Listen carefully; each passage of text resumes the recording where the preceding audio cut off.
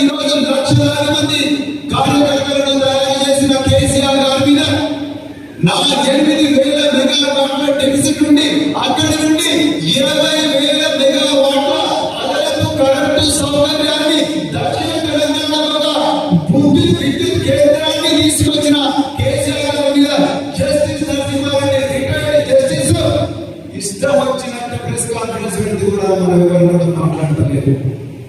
ఏం అవుతుందండి జస్టిస్ నరసింహారెడ్డి నాకు అర్థం కాదు. ఆయన కారులో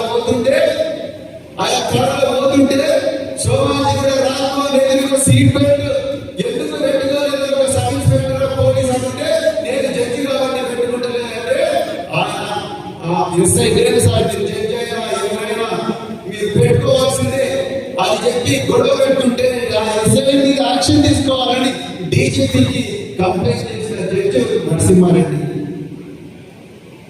ఆయన కేసీఆర్ గారి మీద మాట్లాడారు.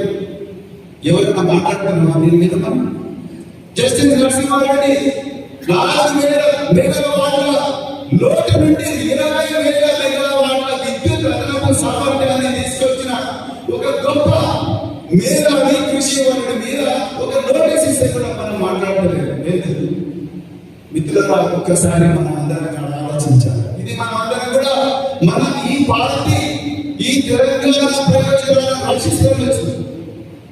నిన్న మన దేశ ప్రధానమంత్రి నరేంద్ర మోడీ గారు తెలుగుదేశం పార్టీకి చెందిన 16 మంది ఎంపీలతోని ప్రధానమంత్రి కార్యాలయంలో సమావేశం పెట్టారు. ఎప్పుడైనా విన్నారా నరేంద్ర మోడీ సమావేశం పెట్టాక ఆయన ఒక్కడే మీద కూర్చుంటాడు, మినిస్టర్లు అందరూ ఇట్లా మీద కింద కూర్చుంటాడు, ఒక్కడే కూర్చుంటాడు. ఇవాళ నరేంద్ర మోడీ 16 మంది ఎంపీలతో సమావేశం పెట్టి ఆంధ్రప్రదేశ్ కు ఏ చేయాలో చెప్పండి అని అడుగుతున్నాడు. తెలంగాణ ఎంపీలు ఎక్కడున్నారు? మల్లు రవి గారితో సహా ఎక్కడున్నారు?